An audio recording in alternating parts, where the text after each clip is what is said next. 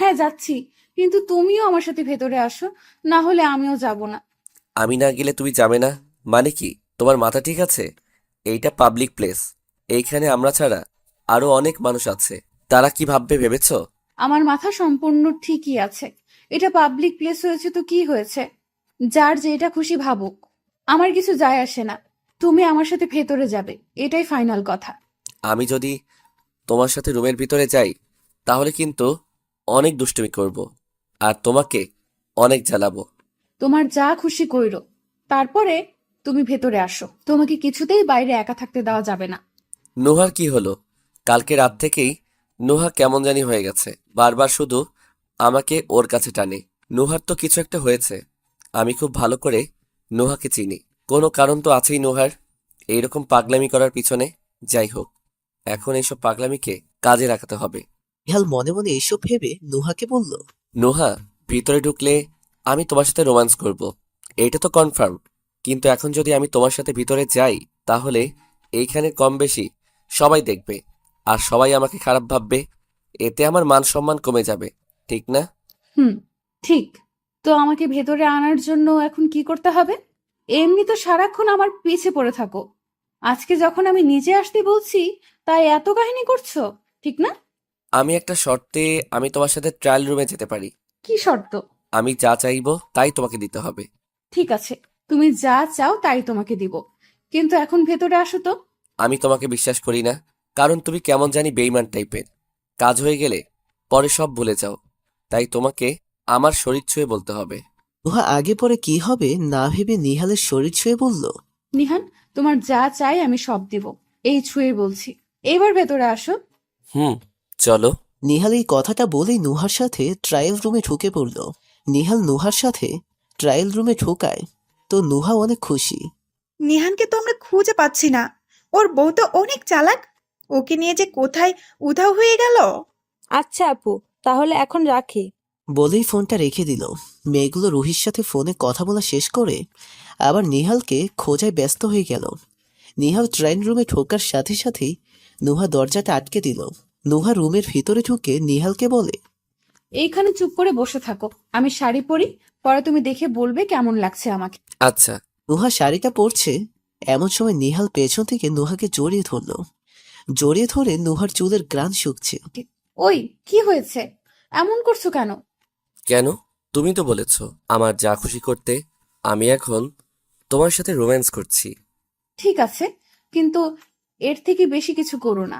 আমাকে ভালো মতো শাড়িটা পরতে দিও। কথাটা বলে নুহা আবার শাড়ি পরায় মন দিল। কিন্তু এইদিকে নুহার ঘাড়ে গলায় ঘাড়ে সব জায়গায় চুমু দিয়েই যাচ্ছে নিহাল। নুহার শাড়ি পরতে পারছে না দেখে এইবার রেগে গিয়ে নিহালকে বলল। আচ্ছা, এইরকম করলে আমি শাড়ি পরবো কি করে? তুমি আমার থেকে একটু দূরে সরে দাঁড়াও। আগে আমি শাড়িটা পরে নেই, পরে যত খুশি রোম্যান্স করো। এখন তুমি ওইখানে বসে থেকে আমার শাড়ি পরাটা দেখো। আমি কি এইখানে তোমার শাড়ি পরা দেখতে এসেছি? আমি থাকলে তো তোমার শাড়ি পরে ডিস্টার্ব হচ্ছে। ঠিক আছে, তুমি শাড়ি পরো, বরং আমি বাইরে দাঁড়াই। কথাটা বলেই নিহাল যে ট্রায়াল রুম থেকে বের হতে যাবে, তখনই নুহা নিহালের হাতটা টান মেরে নিজের একদম কাছে এনে নিহালকে জড়িয়ে ধরে বলল। তোমার বাইরে যেয়ে দাঁড়াতে হবে না। আর তুমি বলো, এরকম করলে কি কেউ শাড়ি পরতে পারে? তুমি তো জানো আমার অনেক সুরসুরি। তুমি এমন করলে আরো বেশি সুরসুরি লাগে। আচ্ছা সরি, যাও। আমি আর এরকম করব না। আর প্লিজ, তুমিও একটু কম দুষ্টামি করো। নিহাল কিছু একটা ভেবে কিছুক্ষণ পরে বলল। ঠিক আছে, আমি আর দুষ্টামি করব না। তোমাকে এই শাড়িটাই অনেক সুন্দর লাগছে, একদম পরীর মতো লাগছে। সত্যি, আমি যদি কবি হতাম, তাহলে তোমার সৌন্দর্য নিয়ে এখন অনেক বড় একটা রচনা লিখতাম। হয়েছে, আর বাম দিতে হবে না। এবার শাড়িটা খুলে ফেলি। অনেকক্ষণ তো হলো এইখানে এসেছি। হুম, চলো। তারপরে নুহা চেঞ্জ করে নিহালের সাথে ট্রায়ের রুম থেকে বেরিয়ে পড়ল। বের হয়ে নিহান নুহাকে বলল। তুমি যে গাড়িতে বসো, আমি এই সব কিছুর বিল দিয়ে আসছি। আমি তো এই একটা শাড়ি ছাড়া কিছুই কিনলাম না। আমি কি আর কিছু কিনবো না? তুমি যে গাড়িতে যে বসতে বলছো।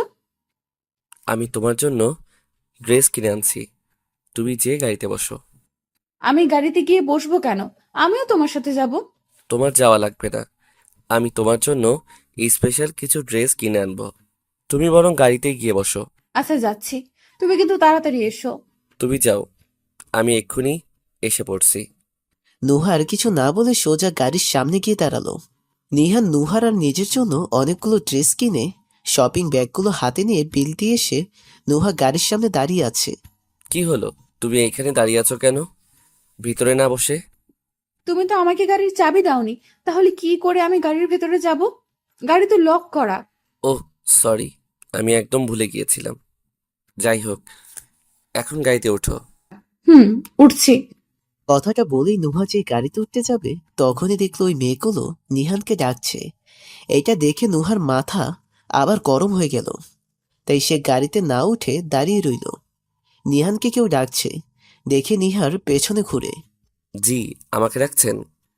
আপনাকেই ডাকছি, একটু দাঁড়ান, আপনার সাথে একটু কথা আছে। নিহান কিছু না বলে চুপচাপ দাঁড়িয়ে রইল।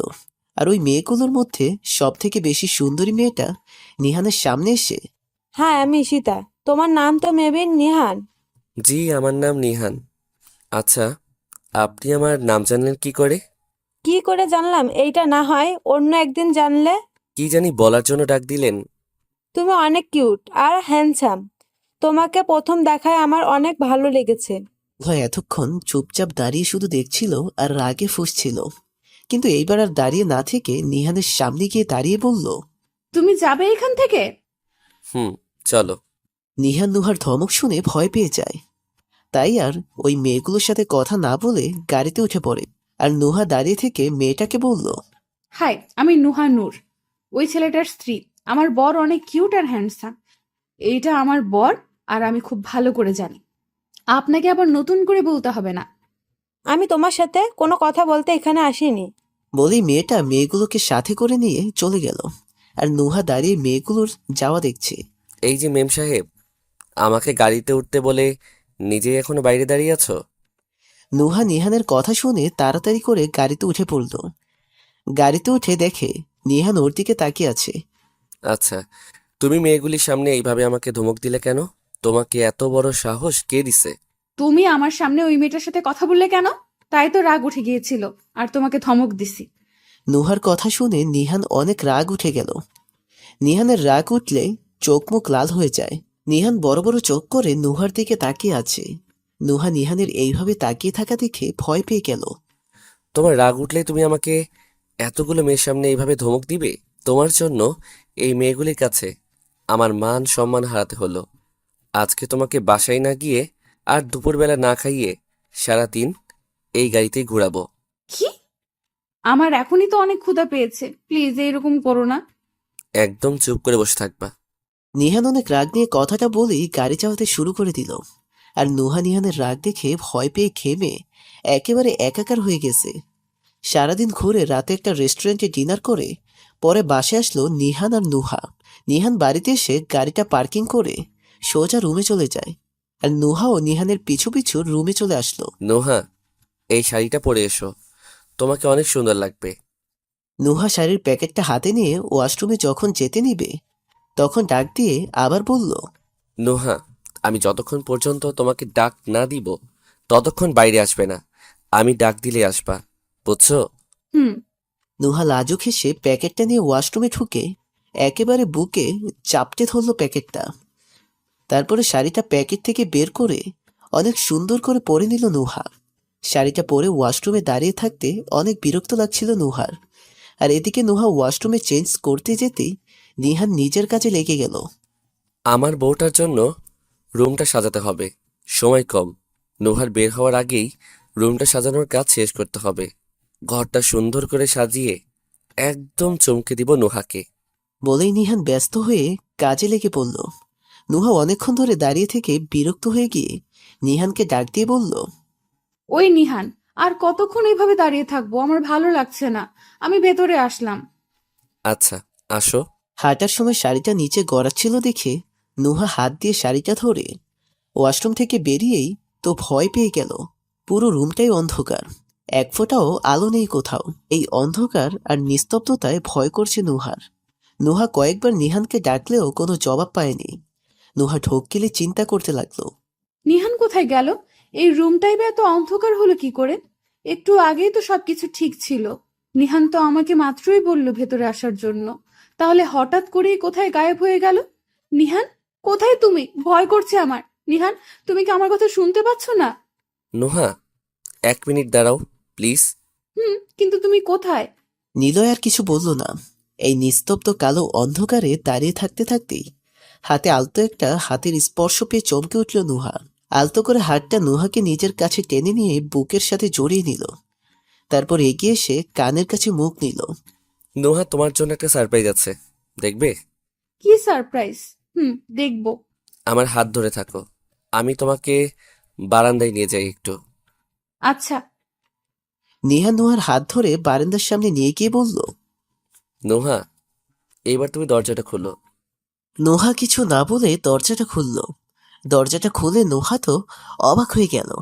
নোহা এখনো নিহানের হাতটা ধরেছিল। নোহা অবাক আর বিস্ময় হয়ে নিহানের হাতটা আরো শক্ত করে জড়িয়ে ধরে সামনে তাকিয়ে দেখতে লাগলো। খোলা বারান্দায় দেয়ালের কার্নিশ ঘেঁষে চলছে ছোট্ট ছোট্ট অসংখ্য প্রদীপ। মিটিমিটি প্রদীপের আলোয় নোহা বারান্দায় লাগানো গাছগুলোতে ঝুলে থাকতে দেখলো ছোট্ট ছোট্ট কিছু কাগজের টুকরা, আর তা বেলুনের সাথে আটকানো। নোহা নিহানের হাতটা ছেড়ে দিয়ে দৌড়ে এসে দেখতে লাগলো ছোট ছোট কাগজগুলোতে কি লেখা আছে। বিভিন্ন রঙের কালিতে সবগুলো কাগজে শুধু একটা কথা লেখা, ভালোবাসি তোমাকে মেম সাহেব। নোহা এক এক করে সবগুলো কাগজের লেখা পড়েই হেসে দিল। নোহা পেছনে ফিরে দেখলো নিহান বারান্দায় দরজায় হেলান দিয়ে ওর দিকে তাকিয়ে আছে। নোহাকে নিহানের দিকে তাকিয়ে থাকতে দেখে নিহানের ঠোঁটের কোণে হাসির রেখা ফুটে উঠল। নোহাকে লাল রঙের শাড়িটাই বড্ড বেশি সুন্দর আর মায়াবতী লাগছে নিহানের কাছে। তার উপরে এই মৃদু প্রদীপের আলোয় আরো মেহনীয় লাগছে মেয়েটাকে। নোহার টানা টানা ভীত হরিণীর মতো চোখ দেখে নিহান মুগ্ধ হয়ে গেল। নোহাকে এখন দেখে নিহানের মনে হচ্ছে নোহা কোনো স্বর্গীয় অপ্সরী নেমে এসেছে স্বর্গ থেকে। নোহার ঠোঁটের কোণে হাসি রেখে নিহানের মনে হচ্ছে এই হাসিটাই পৃথিবীর সব থেকে সুন্দর হাসি। নিহান একটু একটু করে এগিয়ে গেল নোহার দিকে। নোহার লাজুক লাল টুকটুকে মুখটা দেখে একেবারে নেশা ধরে যাচ্ছে নিহানের। এগিয়ে এসে নোহাকে পেছন থেকে জড়িয়ে ধরে নোহান চুলের মধ্যে মুখ ডুবিয়ে দিয়ে একেবারে ঘাড়ে মুখ কুচল নিহান। তোমাকে না দেখলে কারো ঠোঁটের হাসি যে এত অপরূপ সুন্দর হতে পারে, এটা আমি উপলব্ধি করতে পারতাম না। তুমি আমার কাছে আসলেই আমার মনের ভিতরে কেমন অন্যরকম এক শিহরণ বয়ে যায়। নিজেকে কন্ট্রোল করতে খুব কষ্ট হয়। তোমার লজ্জা পেয়ে অন্যদিকে তাকিয়ে অল্প ঠোঁট কামড়ে দেওয়া এই হাসিটার পাগল আমি। মেম সাহেব জানো, তোমাকে আমি অনেক ভালোবাসি। আমিও তোমাকে ভালোবাসি। মেম সাহেব, একটা গান শুনবা? শোনা। নোহার কানের কাছে ঠোঁট ছুঁয়ে দিয়ে ফিসফিস করে গান বলতে শুরু করলো নিহান। গানের প্রত্যেকটা শব্দের সাথে নিহানের নিঃশ্বাসগুলো নোহার কানে এসে লাগছিল, আর নোহা বারবার কেঁপে উঠছিল। जीने लगा हूँ पहले से ज्यादा तुम पे मरने लगा, रहते हुआ के जो तुम पास मेरे, थम जाए पल ये वही, बस यही सोचूं मैं, थम जाए पल ये पास मेरे जब हो तुम, सोचूं मैं थम जाए पल ये पास मेरे जब हो तुम, चलती है सांसें पहले से ज्यादा दिल ठहरने लगा, तन्हाइयों में तुझे ढूंढे मेरा दिल, हर पल ये तुझको ही सोचे भला क्यों, तन्हाई में ढूंढे तुझे दिल, हर पल तुझको सोचे, तन्हाई में ढूंढे तुझे दिल, हर पल तुझको सोचे, मिलने लगा दिल पहले से ज्यादा इश्क आने लगा। গানটা শেষ করে নিহান নোহাকে কোলে তুলে নিল। নোহা নিহানের গলায় হাত বুলিয়ে নিহানের চোখের দিকে তাকিয়ে লজ্জা পেয়ে গেল। লজ্জার সাথে সাথেই নোহার মুখ একদম লাল হয়ে গেল। নিহানের চোখে এখন অন্য কিছু দেখতে পাচ্ছে নোহা। মেম সাহেব, চলো রুমে যাই। আচ্ছা। নিহান নোহাকে কোলে করেই রুমে নিয়ে আসলো। নুহা রুমে এসে আরেকবার অবাক হয়ে গেল। নুহা মনে মনে ভাবছে, যখন আমি বাইরে গেছিলাম তখন তো ঘরটা একেবারে ঘুটঘুটে অন্ধকারে ঢাকা ছিল, তাহলে এখন এই রুমে অনেক রঙের মোমবাতি জ্বলছে কি করে? আর খাটটার স্ট্যান্ডে কাঠবেলি, বেলি আর গোলাপ দিয়ে বানানো ফুলের শিকল ঝুলছে কি করে? বিছানার মাঝামাঝিতে গোলাপের পাপড়ি দিয়ে লাভ শেপ করা। একেবারে আমাদের বাসর রাতের মতো আজকে রুমটা সাজানো হয়েছে। তাহলে কি এইসব নিহান করছে? নুহা অবাক হয়ে কিছু বলার জন্য নিহানের দিকে তাকাতেই নিহান একটা হাসি নিয়ে নুহাকে কোল থেকে একেবারে বিছানায় নিয়ে গিয়ে নামালো। নুহার পাশে বসে নুহা নিহানের এক হাত ধরে আদর মাখা কণ্ঠে বলল, এইসব কিছু কখন করলে? তোমাকে যখন ওয়াশরুমে চেঞ্জ করতে পাঠালাম তখন ঘরকে এইভাবে সাজিয়েছি, কিন্তু তখন তুমি তাড়াহুড়ো করছিল দেখে মোমবাতিগুলো জ্বালানোর সময় পাইনি, তাই ঘরটা এমন অন্ধকার আর নিস্তব্ধ হয়েছিল। তুমি যখন বারান্দায় মুগ্ধ হয়ে ওই ছোট ছোট কাগজগুলি পড়ছিলে তখন মোম সাজানোই ছিল, আমি শুধু জ্বালিয়ে দিয়েছি। আর বারান্দা কখন সাজালে? হুম, সেটা আমাদের এইখানে ম্যানেজারের ছোট ছেলেটাকে দিয়ে করিয়েছি। কার্ড আর নোট আমি নিজেই নিয়ে এসেছিলাম ঢাকা থেকে আসার সময়। কিভাবে দিব বুঝতে পারছিলাম না, তাই আর কি আজকে সকালে এইসব প্ল্যান করি। তুমি ওই ছোট ছেলেটাকে দিয়ে এত কাজ করিয়েছো? হুম, জানো ছেলেটা কিন্তু অনেক বুদ্ধিমান। ছেলেটার নাম সাকিব। সাকিবই কিন্তু আমাকে এসব করার প্ল্যান দিয়েছে। অসভ্য লোক, নিজের মতো পিচ্চি ছেলেদেরও অসভ্য বানাচ্ছে। আমি শুধু আপনার সাথেই অসভ্যতামি করি, আর ছোট ছেলেটা তো একদিন বড় হবে, তাই এখন থেকে শিখে থাকা ভালো। কথা বলেই নিহান নুহার দিকে এগিয়ে গিয়ে নুহাকে জড়িয়ে ধরল। নোহা, তোমার কি এসব পছন্দ হয়নি? হুম, আমার অনেক পছন্দ হয়েছে। জানো, আমার না নিজেকে খুব ভাগ্যবতী মনে হচ্ছে। নোহা, তুমি কান্না করছো কেন? আচ্ছা বলছি, আমাদের বাসরাত পালন করব আজকে। কেন? একবার না আমাদের বাসর রাত হলো? আরে ওই দিন তো আমরা কিছু করিনি, আর এর মাঝেও আমাদের ভিতরে তেমন কিছু হয়নি। যা হয়েছে সব পরশুদিন রাতে তুমি করেছো, তাই আমি ডিসাইড করেছি আবার আমরা বাসরাত করব। আর এইবার বাসরাতে আমি বিড়াল মারবই। আর এইগুলো আমি তোমার জন্য করিনি, সবকিছু করেছি আমার জন্য। তার মানে এইসব তুমি আমার জন্য করোনি?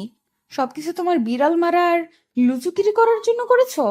আগে জানতাম তুমি বোকা একটা মেয়ে, আর আজকে তার প্রমাণও পেয়ে গেলাম। যাই হোক, আজকে তোমাকে অনেক অনেক ভালোবাসা দিয়ে ভরিয়ে দিব। তোমার ভালোবাসা আমার লাগবে না। কথাটা বলেই নুহা দৌড় দিয়ে দরজার দিকে চলে গেলেও রুম থেকে বের হওয়ার আগেই নিহান ধরে ফেলল। নিহান নুহাকে ধরেই কোলে তুলে নিয়ে বিছানায় গিয়ে শুইয়ে ফেলে দিল। নিহান ছুঁড়ে ফেলে দেওয়ায় নুহা পায়ে একটু ব্যথা পেল। নিহান বিছানায় উঠে নুহার হাত নিজের হাত দিয়ে চেপে ধরল। তারপরে নুহার ঠোঁটের ঠিক উপরে নিজের ঠোঁট এনে ওই দিন তো আমার অবস্থা একদম 12টা বাজিয়ে দিয়েছিলে। আজকেও তো সকালে কত পাগলামি করলে, তাহলে এখন হঠাৎ করে কি হয়ে গেল? এইভাবে পালাচ্ছিলে কেন? নিহান, আজকে আমার এসব করতে একদম ভালো লাগছে না। প্লিজ ছেড়ে দাও না আমাকে। নুহা অনেক চোরাচুরি করছে নিহানের হাত থেকে ছাড়া পাওয়ার জন্য, কিন্তু নিহানের শক্তির সাথে কিছুতেই পেরে উঠছে না। তোমাকে আমি আদর করলেই তোমার ভালো লাগবে, আর তখন না তুমি আমাকে ছুঁয়ে বললে আমি তোমার কাছে যা চাইবো তাই দিবে। যদি না দাও তাহলে কিন্তু এখন আমি মারা যাব। মারা যাব কথাটা শুনেই নুহা শান্ত হয়ে গেল, কারণ নিহান যখনই মারা যাওয়ার কথা বলে তখনই নুহা দুর্বল হয়ে পড়ে। আর নিহান এই মারা যাওয়ার কথাটা বলেই সবসময় নুহাকে দিয়ে সব কাজ করিয়ে নেয়। মারা যাব এই কথাটা শোনার পর নিহানকে বাধা দিতে পারল না নুহা। নুহা কিছু বলছে না দেখে নিহান নুহার ঘাড়ে, গলায়, ঠোঁটে, পেটে সব জায়গায় চুমু দিয়ে ভরিয়ে দিচ্ছে। নুহাও নিহানের চুমুর নেশায় পড়ে যাচ্ছে। নুহা ধীরে ধীরে নিহানের ভালোবাসার উষ্ণতায় হারিয়ে যেতে লাগলো। মনের কোণের সমস্ত খচখচানিটা সরিয়ে রেখে নিশানের মাতাল করা ভালোবাসায় পা এলিয়ে দিয়ে সেটা উপভোগ করার চেষ্টা করছে নুহা। আর নিহানও নিজের সব ভালোবাসা উজাড় করে তার মেম সাহেবকে ভরিয়ে দিতে লাগলো এক অজানা সুখে। আদর করা শেষ করে নিহান নুহাকে জড়িয়ে ধরে ঘুমিয়ে পড়ল। আর নুহাও নিহানের বুকে চুপটি করে শুয়ে ঘুমিয়ে গেল। নূর এখন কলেজ থেকে এসেই সারাদিন ঘরের দরজা বন্ধ করে বসে থাকে। একদিন রাতের বেলা নূরের বাবা এসে দরজা খুলে বলল। নূর কান্না করা বন্ধ করে দিয়ে বিছানা থেকে উঠে গিয়ে দরজা খুলে দিল। নূর কান্না করতে করতে চোখ মুখ একদম ফুলিয়ে ফেলেছে। নূরের বাবা এই অবস্থা দেখে নূরের মাথায় হাত রেখে বলল, মারে, তুই এরকম পাগলামি করছিস কেন? বাবা বিশ্বাস করো, আমি এই বিয়েটা করতে চাই না। আমি এখনো ছোট, আমি এখনো পড়ালেখা করে নিজের পায়ে দাঁড়াতে চাই। এই কথাগুলো বলেই নূর কান্না করে দিল।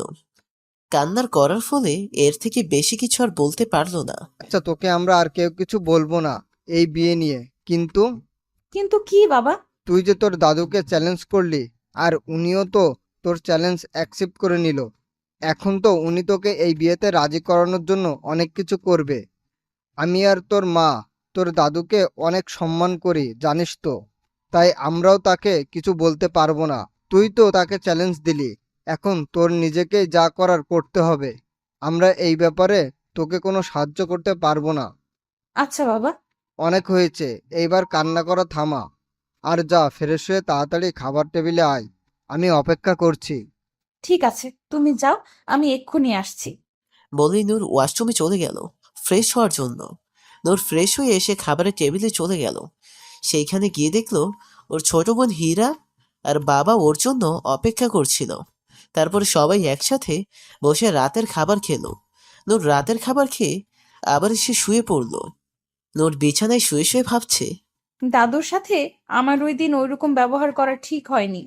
দাদু বয়স্ক মানুষ, উনি মনে হয় কষ্ট পেয়েছিল। যাই হোক, দাদুকে সরি বলতে হবে। দাদুকে চ্যালেঞ্জ করাটাও মনে হয় ঠিক হয়নি। দাদু যে মানুষ, তাতে তো মনে হচ্ছে উনি এই চ্যালেঞ্জ জিতেই ছাড়বে।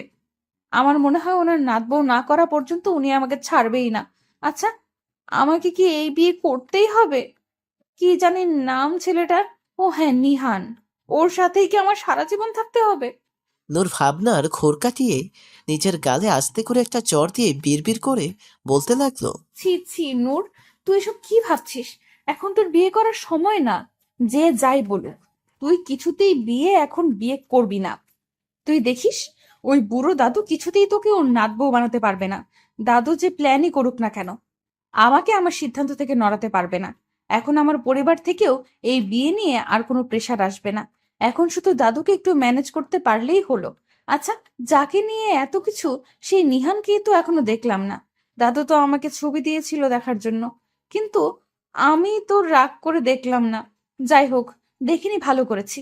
এইসব বিড়বিড় করতে করতে নূর কোলবালিশ জড়িয়ে ধরে ঘুমিয়ে গেল। বর্তমানে রাত ৩টার দিকে হঠাৎ করে কিছু একটা শব্দে নুহার ঘুম ভেঙে গেল। শব্দটা ড্রয়িং রুম থেকেই আসছে। নুহা নিহানের দিকে তাকিয়ে দেখে নিহান ওর পাশেই শুয়ে আছে। হয়তো বিড়াল শব্দ করছে ভেবে নুহা এত পাত্তা না দিয়ে আবার নিহানকে জড়িয়ে ধরে শুয়ে রইল। কিন্তু একটু পরেই আবার সেই আওয়াজটা শুনতে পেল নুহা। এইবারও ড্রয়িং রুম থেকে আওয়াজটা আসলো।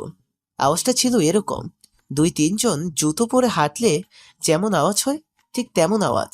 নুহা আওয়াজটা শুনে মনে মনে ভাবছে, এত রাতে এই বাড়িতে কে আসবে?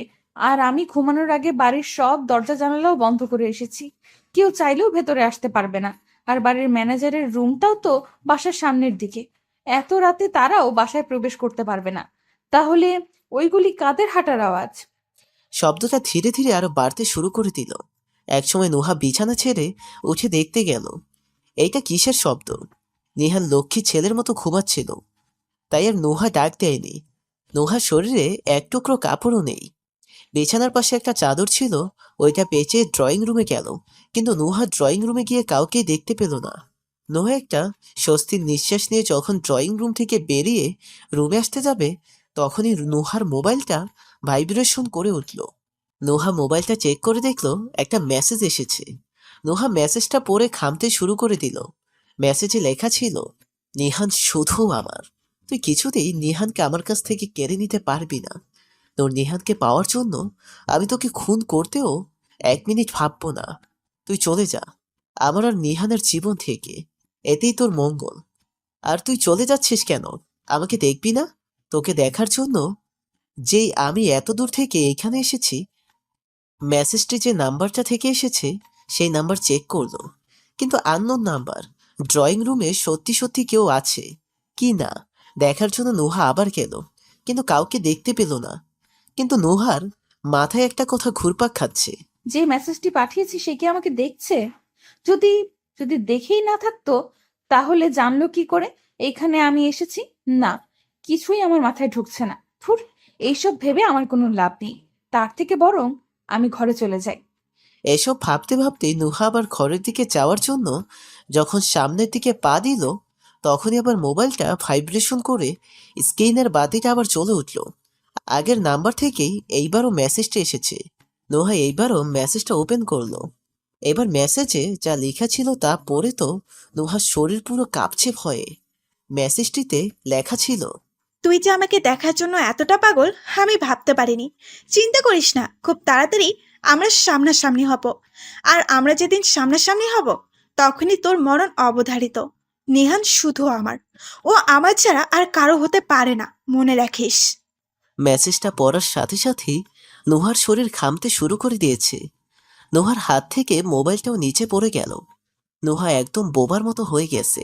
ভয়ে গলা দিয়ে কোনো শব্দ বের হচ্ছে না যে নিহানকে ডাক দিবে। নুহা যখন দৌড়ে রুমে যেতে নিবে তখনই অনুভব করলো কেউ তার পিছে দাঁড়িয়ে আছে। পেছনে তাকিয়ে দেখলো 2-3 জন লোকের ছায়া দেখা যাচ্ছে। এটা দেখে নুহা আর নিজেকে ঠিক রাখতে পারলো না। সাথে সাথে একটি চিৎকার দিয়ে মাটিতে পড়ে অজ্ঞান হয়ে গেল।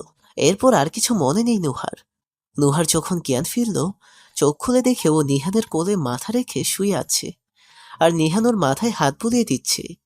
নিহান নুহাকে চোখ খুলতে দেখে বলল, নোহা, কি হয়েছে তোমার? তুমি এইভাবে হঠাৎ করে অজ্ঞান হয়ে গেলা কেন? আর এত রাতে তুমি ড্রয়িং রুমে কি করতে গেছিলা? ভাব, না, তেমন কিছু হয়নি। অনেক পানির তৃষ্ণা পেয়েছিল, তাই পানি খেতে ড্রয়িং রুমে গেছিলাম। কিন্তু হঠাৎ কিছু একটা দেখে ভয় পেয়ে যাই আর চিৎকার করে অজ্ঞান হয়ে যাই। এরপরে আমার আর কিছু মনে নেই। ও, বুঝতে পারছি। আমি তো আরো কত কিছু ভেবে নিছিলাম। যাই হোক, এখন ঘুমাও। আজকে সকালে আমরা ঘুরতে যাব। আচ্ছা, ঠিক আছে। বলে নুহা নিহানকে জড়িয়ে ধরে শুয়ে পড়ল। নিহানও নুহাকে নিজের বুকে আগলে ধরে ঘুমিয়ে গেল। আর এইদিকে নুহা শুয়ে ভাবছে, এইখানে আমরা ঘুরতে এসেছি, যদি নিহান এসব শুনে ভয় পেয়ে আবার ঢাকা চলে যায় তাহলে? নিহানের সাথে এই প্রথম আমি কোথাও ঘুরতে এসেছি। না, ঢাকা গিয়ে নিহানকে সবকিছু খুলে বলতে হবে। এইখানে আর কিছু বলবো না। যাই হোক, নিহানের সাথে এই ট্যুরে অনেক মজা করতে চাই আমি। বলেই নিহানের বুকে মুখ লুকিয়ে ঘুমিয়ে গেল নুহা। সকালে হিয়ার ডাকে নুহার ঘুম ভাঙল। নুহা ফ্রেশ হয়ে সকালে নাস্তা করে দাদুকে ফোন করলো। হ্যালো দাদু। হ্যাঁ নাথ বউ, বলো। দাদু, তোমাকে না বলেছি আমাকে এই নামে ডাকবে না? আর হ্যাঁ, ওই দিন তোমার সাথে খারাপ ব্যবহার করার জন্য দুঃখিত আমি। আরে এইভাবে বলছিস কেন? আমিও একটুও রাগ করিনি তোর উপরে। যতই হোক তুই আমার একমাত্র নাথ বউ। থাক, তোমার সাথে কথাই বলবো না। সকাল সকাল মুড অফ করে দিলা। বলেই ফোনটা কেটে দিল নুহা। দাদু নুহার উপরে রাগ করেনি। শুনে নুহার অনেক ভালো লাগছে। দাদুকে সরি বলেছে, এই কথা নুহার বাবাকে বলায় নুহার বাবা অনেক খুশি হন। নুহার বাসায় ভালো লাগছিল না দেখে নুহা রেডি হয়ে কলেজে চলে যায়। নুহা জানে কলেজে গিয়ে বন্ধুদের সাথে আড্ডা দিলেই তার মন ভালো হয়ে যাবে। আর নীল তো আছেই। নীল সারাক্ষণ নুহার পেছনে পড়ে থাকে। নুহা কলেজে গিয়ে সবার সাথে আড্ডা দিতে শুরু করে দিল। দোস্ত, তোদের সবাইকে আমি একটা কথা বলতে চাই। বলো। কালকে আমরা কলেজ পালিয়ে চল কোনো রেস্টুরেন্টে যাই, অনেক মজা হবে। না, আমি কলেজ পালিয়ে কোথাও যেতেও পারবো না। আমি তোমার সাথে যাব, আর কেউ যাক আর না যাক। এই নূর, তুইও আমাদের সাথে চল, সত্যি অনেক মজা হবে, দেখিস। আচ্ছা, তুই যখন এত করে বলছিস তাহলে তো যেতেই হয়। তারপর এক এক করে সবাই রাজি হয়ে যায়। বন্ধুদের সাথে আড্ডা দিয়ে ক্লাস শেষ করে দুপুরের দিকে নুহা বাসায় ফিরল। নুহা বাসায় এসে দেখে দাদু তাদের বাসায় এসেছে। নুহা দাদুকে দেখে চমকে যায়, কারণ এই সময় নুহা দাদুকে তাদের বাসায় আশা করেনি। নুহা দাদুকে দেখে জিজ্ঞেস করলো, দাদু, তুমি এইখানে কখন এলে? অনেকক্ষণ হলো এসেছি। এসে শুনি তুই নাকি কলেজে গেছিস। ও, তা খাওয়া দাওয়া করেছো নাকি এখনো খাওনি? না দাদু ভাই, তোর জন্য অপেক্ষা করছিলাম। তুই এসে গেছিস, এখন সবাই মিলে একসাথে খাবো। কি বলো, তুমি এখনো খাওনি? আচ্ছা, 10 মিনিট অপেক্ষা করো, আমি এক্ষুনি ফ্রেশ হয়ে আসছি। আচ্ছা। তারপর নুহা দ্রুত রুমে এসে ব্যাগটা রেখে ওয়াশরুমে চলে গেল গোসল করার জন্য। নুহা গোসল করছে আর মনে মনে ভাবছে, দাদুর মুখে দাদু ভাই কথাটা শুনতে খুব ভালো লাগে। কারণ আমি অনেক ছোট থাকতেই আমার দাদু দিদা আমাকে ছেড়ে চলে গেছে, তাই কখনো দাদুর ডাকটা শোনা হয়নি। এখন একটা দাদুকে পেয়ে খুব ভালো লেগেছে। আমার কিন্তু দাদুর মুখে বিয়ের কথা শুনেই অনেক খারাপ লাগে। এসব ভাবতে ভাবতে নোহার গোসল করা শেষ হয়ে যায়। নোহা গোসল শেষ করে রেডি হয়ে খাবার টেবিলে গিয়ে বসলো। তারপর সবাই একসাথে দুপুরের খাবার খেলো। নোহা খাবার খাওয়া শেষ করে রুমে চলে আসে। হিয়াও নোহার পিছে পিছে নোহার রুমে আসে। হিয়া নোহার রুমে এসে নোহার আলমারি খুলে অনেকগুলো সুন্দর শাড়ি, গহনা আরো অনেক কিছু বের করে খাটে রাখলো। হিয়া এসব দেখে জিজ্ঞেস করলো, কি রে হিয়া, এইসব কিছু কার? আর এগুলো আমার আলমারিতে কি করছে? আপু, এগুলা তোর। আর তোর জিনিস তো তোর আলমারিতেই থাকবে, ঠিক না? আমার মানে? হুম, তোর দাদু তোর জন্য এই সব কিছু এনেছে। দেখ আপু, এই শাড়িটা কত সুন্দর। একটা গাড়ি দেখে হিয়া নোহাকে কথাটা বলল, কিন্তু নোহা সেদিকে পাত্তা না দিয়ে বলল, দাদু আমার জন্য এইসব কেন আনছে? আমি কি করে বলবো? তুই বরং দাদুকে গিয়ে জিজ্ঞাসা কর এই কথা। নোহার কোনো কথা না বলে দাদুর দেওয়া জিনিসগুলো হাতে করে নিয়ে দাদুর সামনে গেল। নোহা গিয়ে দেখে দাদু ড্রয়িং রুমে বসে তার মা বাবার সাথে কথা বলছে। নোহা ড্রয়িং রুমে গিয়ে দাদুকে তার দেওয়া জিনিসগুলো দেখিয়ে বলল, দাদু, তুমি আমার জন্য এগুলো আনছো কেন? বর্তমানে সকালে ঘুম ভাঙতেই এক চিলতে আলো এসে চোখে পড়ায় নোহা তাকাতেই প্রথমে একটু কষ্ট হলেও একটু পরে টের পেল আলো তার চোখে এসে লাগছে না। নোহার মনে হচ্ছে মিষ্টি একটা ছায়া কোত্থেকে জানি এসে আলোটাকে ঢেকে দিছে। নোহা চোখ খুলেই ছায়ার রহস্যটা দেখতে পেল। নিহান নোহার দিকে একটু ঝুঁকে হাত দিয়ে আড়াল করে রোদটাকে নোহার চোখের মুখে পড়া থেকে আটকাচ্ছে। নিহানের কাছ থেকে নোহা নিজেই ঠোঁট কামড়ে হেসে ফেলল। নিহান নোহার দিকে আরেকটু ঝুঁকে নোহার গালে চুম্মা দিয়ে, এইভাবে হেসে আমায় নেশায় ফেলছো কেন মেম সাহেব? কি? মেম সাহেব, এভাবে হেসো না, পাগল হয়ে যাব তো আমি। সরো, কত সকাল হয়ে গেল। আরে নোহা গায়ের চাদরটা সরে যখন উঠতে যাবে তার আগে নিহান নোহাকে টেনে একেবারে বুকের ভেতর নিয়ে শুয়ে গেল। আরে কি করো, এত বেলা হয়ে গেছে। আর তুমি না বলেছো আমরা সকালে ঘুরতে যাব? হুম, যাবো একটু পরে। এখন একটু তোমার সাথে রোমান্স করে নেই। নিহান, একটা কথা বলবে আমাকে? বলবো। বলো কি কথা? নিহান, তুমি আমাকে সত্যিই ভালোবাসো? কখনো একা ফেলে চলে যাবে না তো? তোমার আবার কি হলো? এসব আজে বাজে কথা বলছো কেন? নিহান, সত্যিই আমি তোমাকে অনেক ভালোবাসি। যদি কখনো ছেড়ে চলে যাও, তাহলে নিজের হাতে আমাকে মেরে পরে চলে যেও, কারণ এখন আর তোমাকে ছাড়া আমি বেঁচে থাকতে পারবো না। নুহা, এসব কথা আর কখনো মুখে আনবে না, এই বলে দিলাম। আর কে তোমাকে কি বলেছে শুনি? না, আমাকে কেউ কিছু বলেনি। আর নিহান, তুমি বললে না কি? তুমি আমাকে সত্যিই ভালোবাসো তো? সত্যি কথা বলবো, একটা শর্তে। কি শর্তে? মেম সাহেব, তোমার ওই ঠোঁটের একটা মিষ্টি ছোঁয়া লাগবে আমার। না, এখন মিষ্টি ছোঁয়া দেওয়া লাগবে না। না দিলে আমিও বলবো না। এইটা কিন্তু ঠিক না। হুম, এটাই ঠিক। নিহানের কথা শেষ হওয়ার আগেই নোহা নিহানের উপর উঠে নিজের ঠোঁটটা নিহানের ঠোঁটের সাথে মিলিয়ে দিল। কিছুক্ষণ পর নোহা নিহানকে ধাক্কা দিয়ে সরিয়ে বিছানায় শুয়ে পড়ে হাঁপাতে লাগলো। আর লজ্জায় ওর গালটা একেবারে লাল টমেটোর মতো হয়ে গেছে। কিছুক্ষণ ওভাবে থাকার পর নিহান উঠে ফ্রেশ হয়ে এসে নোহাকে দেখে বলল, অনেক হয়েছে লজ্জা পাওয়া, এখন যাও ফ্রেশ হয়ে আসো। এমনিতেই অনেক দেরি হয়ে গেছে। এখনই ব্রেকফাস্ট করে আমরা বাইরে ঘুরতে যাব। আচ্ছা। তারপর নোহা বিছানা থেকে নেমে মাথা নিচু করে ওয়াশরুমে চলে গেল। আর নিহান টেবিল থেকে মোবাইলটা হাতে নিয়ে সোফায় বসে গেম খেলা শুরু করে দিল। একটু পর নোহাকে ওয়াশরুম থেকে বের হতে দেখে নিহান বলল, মেম সাহেব, তাড়াতাড়ি রেডি হয়ে নাও, অনেক খিদা পেয়েছে। এই তো হয়ে গেছে, আর 5 মিনিট। আচ্ছা। একটু পরে নোহা অনেক সুন্দর করে সেজে নিহানের সামনে এসে, আমি রেডি হয়ে গেছি, চলো। তুমি সবকিছু ঠিকঠাক পড়েছো তো? হুম, সবকিছুতেই তো ঠিকঠাক আছে। নীল শাড়ি, ম্যাচিং ব্লাউজ, নীল চুড়ি, চুলগুলোকেও তোমার পছন্দ মতো ছেড়ে দিয়েছি। তারপরেও কি জানি মিসিং মনে হচ্ছে আমার কাছে। আরে, তুমি তো টিপ পরনি আর চোখে কাজলও দাওনি। আচ্ছা, একটু দাঁড়াও, টিপটা আমি পরিয়ে দেই, আর তুমি কাজল দিয়ে আসো সুন্দর করে। তারপরে নিহান নুহাকে টিপ পরিয়ে দিল, আর আয়নার সামনে গিয়ে অনেক সুন্দর করে চোখে কাজল দিয়ে নুহা নিহানের সামনে এসে দাঁড়াতেই নিহান মুগ্ধ হয়ে নুহার দিকে তাকিয়ে আছে। নিহানকে এইভাবে তাকিয়ে থাকতে দেখে নুহা লজ্জা পেয়ে বলল, এইভাবে তাকিয়ে আছো কেন? আর আমাদের না দেরি হয়ে যাচ্ছে, তাড়াতাড়ি চলো। আচ্ছা, কোথায় যাবে? আমি এইখানে কিছু চিনি নাকি? তুমি আমাকে যেখানে নিয়ে যাবে ওখানেই যাব। সামনেই কর্ণফুলী নদী আছে, অনেক সুন্দর একটা দৃশ্য, যাবে ওইখানে। কি? নদী? নদী তো আমার অনেক ভালো লাগে, চলো না ওইখানেই যাই। আচ্ছা চলো।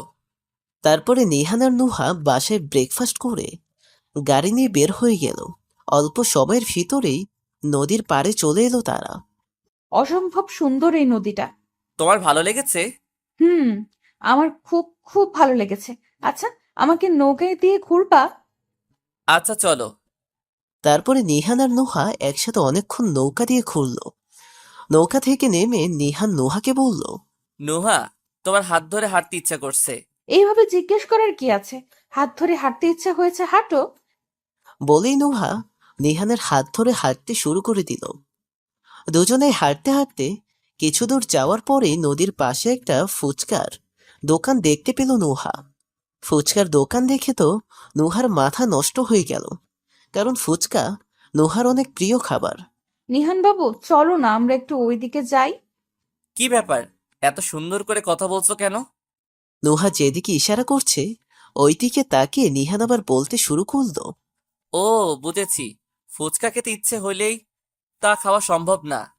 আর আমি এসব বাইরের জিনিস একদম পছন্দ করি না।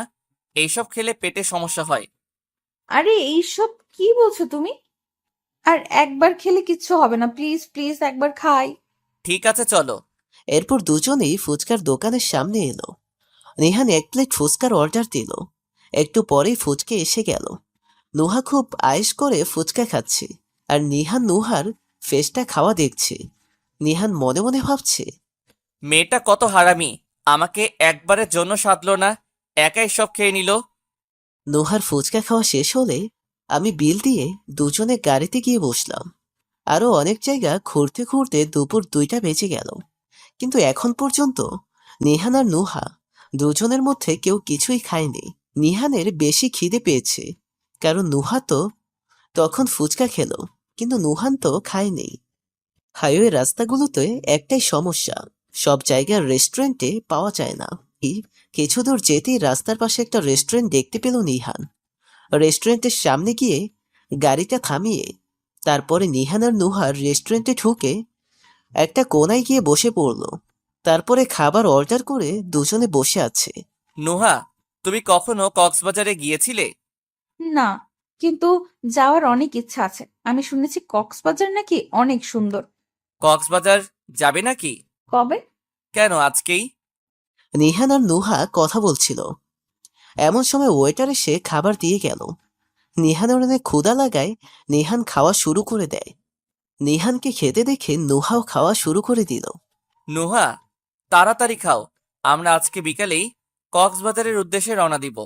তাহলে রাত 10টার আগেই পৌঁছে যাব। ঠিক আছে। তারপরে দুজনেই তাড়াতাড়ি খাওয়া শেষ করে বাসায় চলে আসলো। বাসায় এসে সবকিছু রেডি করে বিকেলে কক্সবাজারের উদ্দেশ্যে রওনাতে নিহান আর নুহা। সমুদ্রের পাড়ে নুহার হাত ধরে খালি পায়ে হাঁটছে নিহান।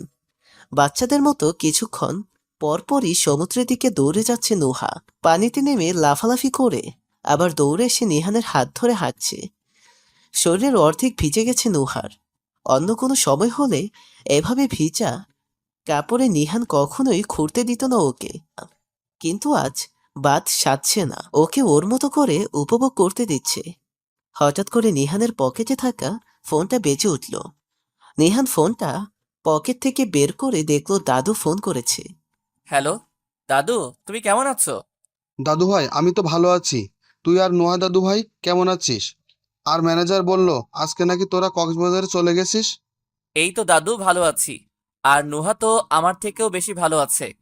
দাদু, নুহার কক্সবাজার দেখার অনেক ইচ্ছে ছিল, তাই ওকে নিয়ে ঘুরতে আসলাম। আচ্ছা, তাহলে দাদু ভাই তোরা মজা কর, আমি ঘুমাই। অনেক রাত হয়েছে, তোরাও তাড়াতাড়ি ঘুমিয়ে পড়িস। আচ্ছা। বলে নিহান ফোন কেটে নোহার কাণ্ড দেখছে। নোহা পানিতে নেমে লাফাচ্ছে। আর এইদিকে যে নিহান একা দাঁড়িয়ে আছে সেদিকে নোহার কোনো খেয়ালই নাই। নিহান একটু চিৎকার করে নোহাকে ডাক দিল। ওই নুহা, হুম, বলো। এইদিকে আসো। আচ্ছা। তারপরে নোহা পানি থেকে উঠে নিহানের পাশে এসে আবার নিহানের হাত জড়িয়ে ধরে। হুম, বলো। ভালো লাগছে তোমার? অনেক বেশি ভালো লেগেছে। তোমাকে অনেক অনেক ধন্যবাদ নিহান, ধন্যবাদ কেন? আমাকে এত সুন্দর একটা জায়গায় এনে এত আনন্দ দেওয়ার জন্য। আরে, এই জন্য কি ধন্যবাদ দিতে হবে নাকি? আমি তোমার বর। আমি তোমাকে আনন্দ না দিলে কে দিবে শুনি? হুম, তাও তো কথা। একটা কথা জানার ছিল। বলো, কি কথা জানার ছিল? তুমি কি কোনো কারণে টেনশনে আছো? কালকে রাত থেকেই তোমাকে কেমন জানি দেখাচ্ছে।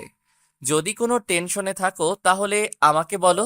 নিহানের কথা শুনে থমকে দাঁড়ালো নুহা। নুহার মুখের হাসিটা মিলিয়ে গেল এক মুহূর্তেই। নুহা বেশ বিরক্তি আর করুণ দৃষ্টিতে তাকিয়ে আছে নিহানের দিকে। আরে, তোমাকে কে বললো আমি টেনশনে আছি? এই দেখো, আমি একদম ঠিক আছি। নুহা, আমি শিওর তুমি আমার কাছে কিছু লুকাচ্ছ। নিহান, এখানে আমরা ভালো সময় কাটাতে এসেছি। এইসব নিয়ে না হয় বাসায় গিয়ে কথা বলবো। এখন কি বলা যাবে না? তোমাকে টেনশনে দেখতে আমার ভালো লাগছে না। নিহান, এই মুহূর্তে আমি অনেক আনন্দে আছি।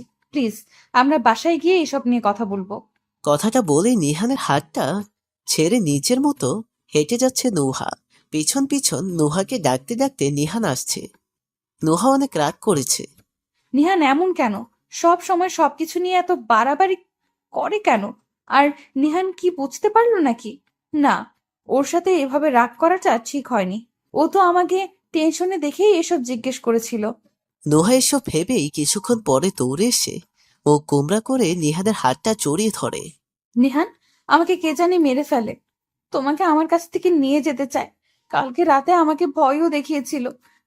আমি জানি, কালকে রাতেই আমি তোমার ফোনের মেসেজগুলো দেখেছিলাম। আর তখনই তোমাকে সবকিছু জিজ্ঞেস করতে চেয়েছিলাম, কিন্তু তুমি সেই পরিস্থিতিতে ছিলে না। তাই তো তোমার মন ভালো করার জন্য তোমাকে এইখানে নিয়ে আসলাম। নিহান, তুমি অনেক ভালো। তোমার মতো বর পাওয়া ভাগ্যের ব্যাপার। নোহা, হুম, বলো। নোহা, তুমি রাগ হয়েছো আমার উপরে এসব জিজ্ঞেস করেছি দেখে? হ্যাঁ, অনেক রাগ হয়েছি। আচ্ছা, কাছে আসো, তোমারে আদর করে দেই। লাগবে না তোমার আদর। সত্যি কি লাগবে না? আমার কথা শুনে নুহা হিহি করে হেসে উঠল।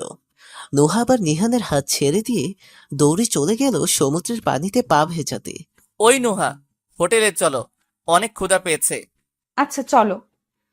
তারপরে নিহান আর নুহা হোটেলে এসে ফ্রেশ হয়ে একসাথে ডিনার করে নুহা আগে রুমে চলে আসলো।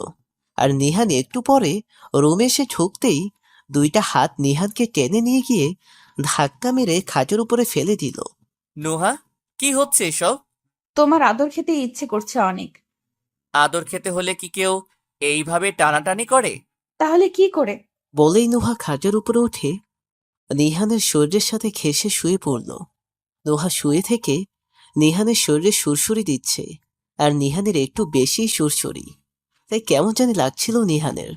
আর নিহান নুহার উপরে রাগ হচ্ছিল অনেক। ওই প্লিজ, এইসব বন্ধ করবা? অনেক রাগ দেখিয়েই কথাটা বলল নিহান। কিন্তু নুহা নিহানের কথাটা পাত্তা না দিয়ে নিহানের উপর উঠে পড়ল।